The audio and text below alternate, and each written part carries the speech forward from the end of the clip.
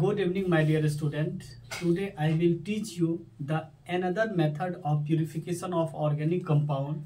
That method is known as crystallizations. Crystallizations को हम लोग हिंदी में क्रिस्टलन बोलते हैं. क्रिस्टलन.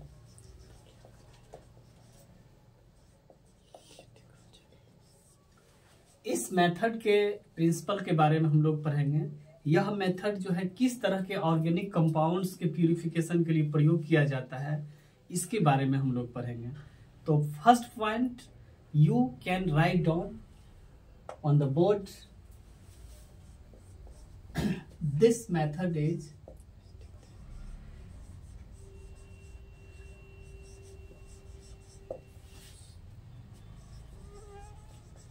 commonly used for the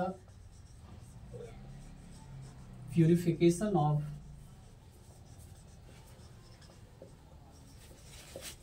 solid organic compound.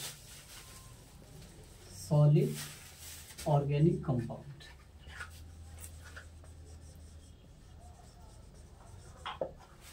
Dear student, मैं कह सकता हूं यह मेथड जो है एक ऐसा इम्पोर्टेंट मेथड है जो सॉलिड ऑर्गेनिक कंपाउंड के प्यूरिफिकेशन के लिए प्रयोग किया जाता है, या सॉलिड ऑर्गेनिक कंपाउंड्स अथवा जो भी मॉलिक्यूल्स है उसके शोधन के लिए हम लोग प्रयुक्त करते हैं. दूसरा, इस मेथड का हम लोग प्रिंसिपल के बारे में पढ़ेंगे. यह मेथड जो है किस प्रिंसिपल के ऊपर आधारित है, यानी वो किस प्रिंसिपल पर यह वर्क करता है. प्रिंसिपल इसका क्या है आप वो लिखिएगा. This method is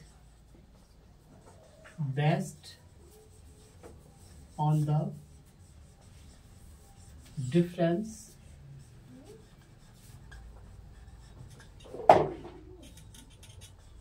in the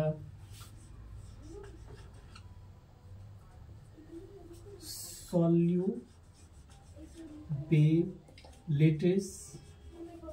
of organic compound and impurities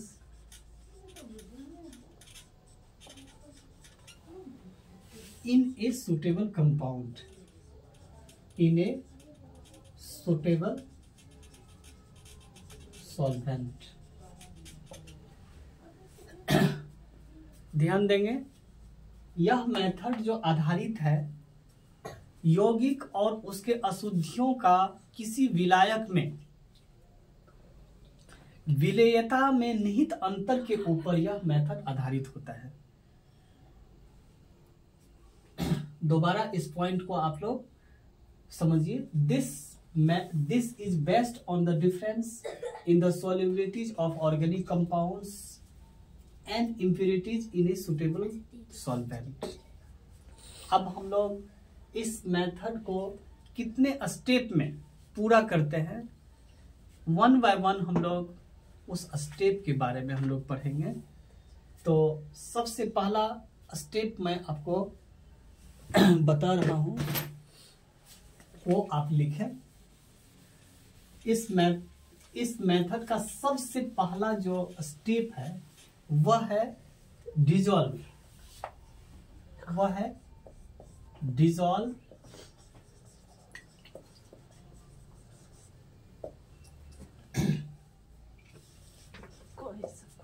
in a specific solvent. दूसरा क्या है, कंसंट्रेटेड सॉल्यूशन हम लोग प्राप्त करते हैं. क्यों प्राप्त करते हैं?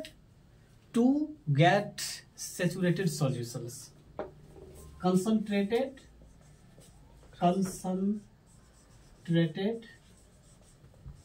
सॉल्यूशन हम लोग प्राप्त करते हैं. किस पर्पज से? For saturated for saturated solution. तीसरा क्या है, हम लोग तीसरा मेथड में क्या हो, तीसरा स्टेप क्या होता है, फिल्ट्रेशन का स्टेप। तीसरा स्टेप है फिल्ट्रेशन का। और किसका फिल्ट्रेशन, जो कंसंट्रेटेड सॉल्यूशन हम लोग को प्राप्त होता है सेकेंड स्टेप में, उसी का हम लोग फिल्ट्रेशन करते हैं। फिर सबसे अंत में आता है फिल्ट्रेट। फिल्ट्रेट जिसको मदर लाइकर बोलते हैं, हम लोग क्या बोलते हैं, मदर लाइकर, ये प्राप्त होता है। और यह तीसरा स्टेप में हम लोगों को बिल्कुल शुद्ध मात्रा में जो क्रिस्टलाइजेस आउट होता है वो हम लोग उसको प्राप्त करेंगे। तो इसके डिस्क्रिप्शन में हम लोग अगर जाएंगे तो पहला स्टेप को आप लोग लिखेंगे। इसके डिस्क्रिप्शन के बेसिस पे जो हम लोग पॉइंट आउट किए हैं, फर्स्ट पॉइंट लिखेंगे,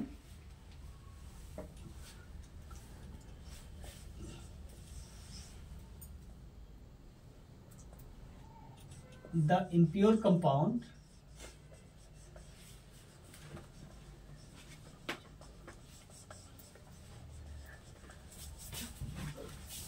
is dissolved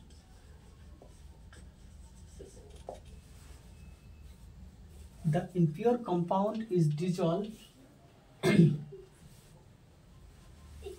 in a solvent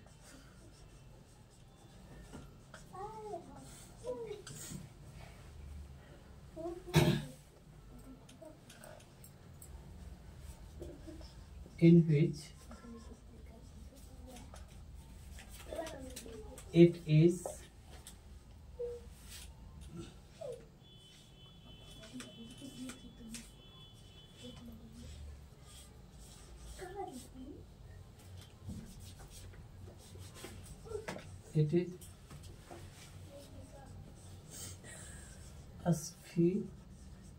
aspirantly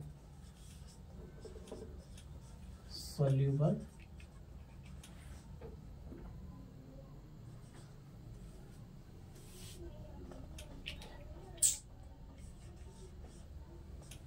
at RT।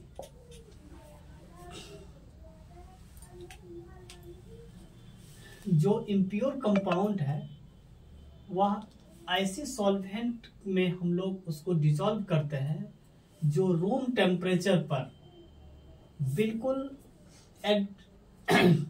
एस्फेरिंगली soluble होता है, मतलब बहुत ही कम अल्प, इसको अल्प विलय कह सकते हैं, मतलब कम विलय होता है, कम यानी अल्प विलय होता है। क्या होगा ये, एस्फेरिंगली सॉल्युबल्स होगा वो एट रूम टेम्परेचर, बट लेकिन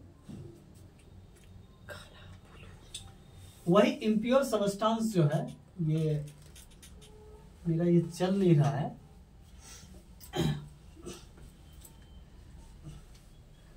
बट क्या होगा, ये इम्प्योर कंपाउंड जो है यह आपको एप्रिसिएबल सॉल्युबल होगा कहां पे, एट एचटी। एचटी पे यह जो इम्प्योर कंपाउंड है वो मतलब पूर्ण रूप से सॉल्युबल होगा।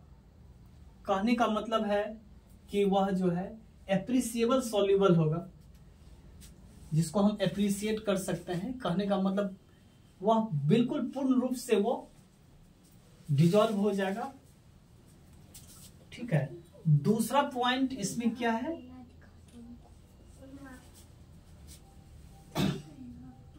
दूसरा पॉइंट है the solution is concentrated to get nearly concentrated और saturated solutions.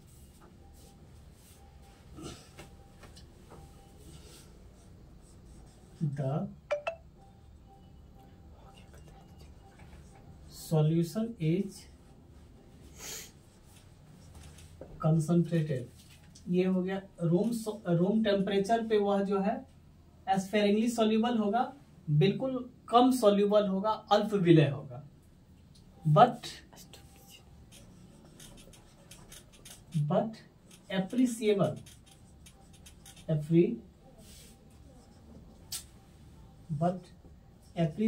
Soluble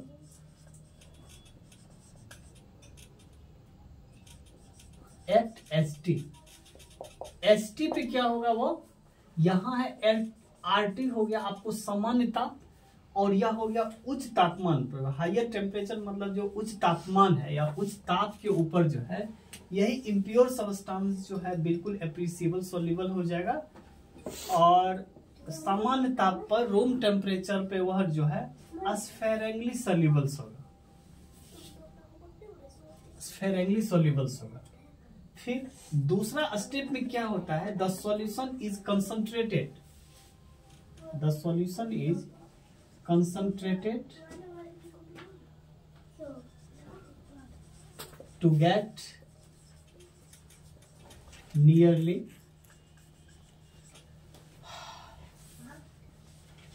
concentrated solutions। इसमें क्या होगा, सॉल्यूशन जो है बहुत ही कंसंट्रेटेड हो जाएगा। किस पर्पस से, कंसंट्रेटेड सॉल्यूशन प्राप्त करने के पर्पस से वह जो है सॉल्युबल, कंसंट्रेटेड सॉल्यूशन प्राप्त करने के उद्देश्य से वह सॉल्यूशन जो है बिल्कुल कंसंट्रेटेड हो जाएगा। तीसरा स्टेप क्या है, कूलिंग ऑफ सॉल्यूशन। जो हम लोगों को कंसंट्रेटेड सॉल्यूशन प्राप्त होता है सेकेंड स्टेप में, उसी को हम लोग क्या करते हैं, कूल करते हैं। उस सॉल्यूशन को उस सॉल्यूशन को हम लोग कूलिंग करते हैं, क्यों, क्रिस्टलाइजेस आउट करने के लिए। तो तीसरा स्टेप क्या है, cooling the solution, cooling the solution.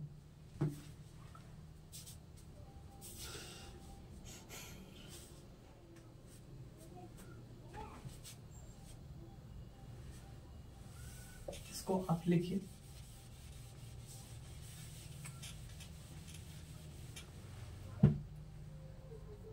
Third step इसी को और अच्छा से आप लिखेंगे,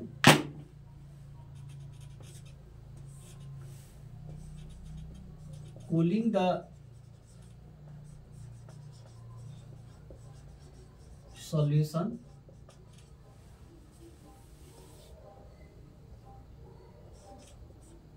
to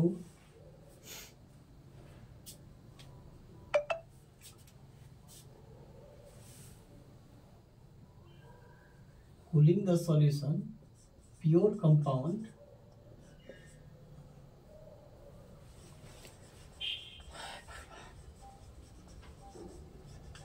is crystallizes out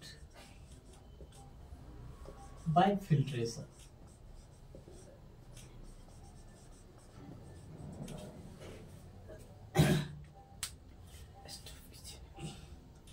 cooling करते हैं सॉल्यूशन को हम लोग, क्यों, प्योर सबस्टेंस प्राप्त करने के लिए हम लोग उसको बिल्कुल ठंडा करते हैं।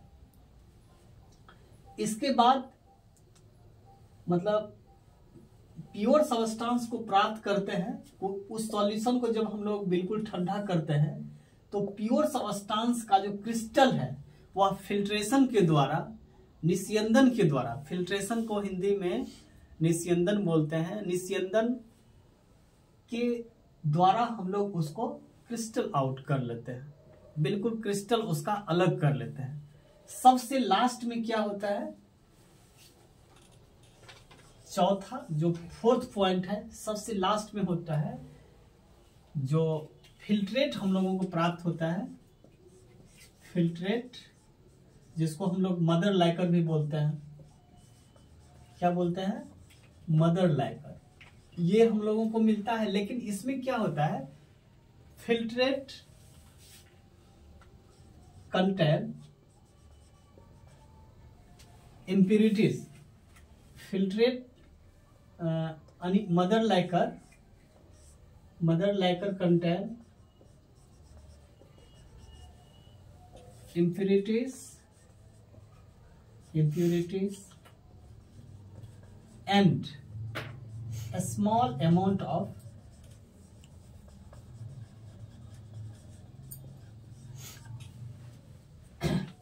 compound। लास्ट स्टेप में क्या होता है, जो फिल्ट्रेट बचा हुआ है, जिसको हम लोग मदर लाइकर बोलते हैं, मात्र द्रव बोलते हैं, उसमें क्या होता है, इम्प्यूरिटीज और कंपाउंड जो है बहुत ही अल्प मात्रा में पाया जाता है। और यहाँ पे आके क्रिस्टलाइजेशन का जो स्टेप है पूरा हो जाता है। हम लोगों को क्रिस्टल जो है कूलिंग करने के बाद जो है प्योर सबस्टेंस प्राप्त होता है। सबसे लास्ट में जो फिल्ट्रेट है उसमें भी हम लोगों को बहुत ही कम मात्रा में इम्प्यूरिटीज मिलती है और स्मॉल अमाउंट में कंपाउंड भी मिलती है। यह स्टेप पूरा हो जाता है। लेकिन इस स्टेप में हम लोगों को क्या क्या प्रिकॉशंस लेना है, अलर्ट रहना है, उस चीज के बारे में हम लोग 1 बाय 1 करके देखेंगे। उसके बाद यह क्रिस्टलाइजेशन का प्रोसेस जो है हमारा कंप्लीट हो जाएगा। तो सबसे पहले देखेंगे कि इस क्रिस्टलाइजेशन के मेथड के दौरान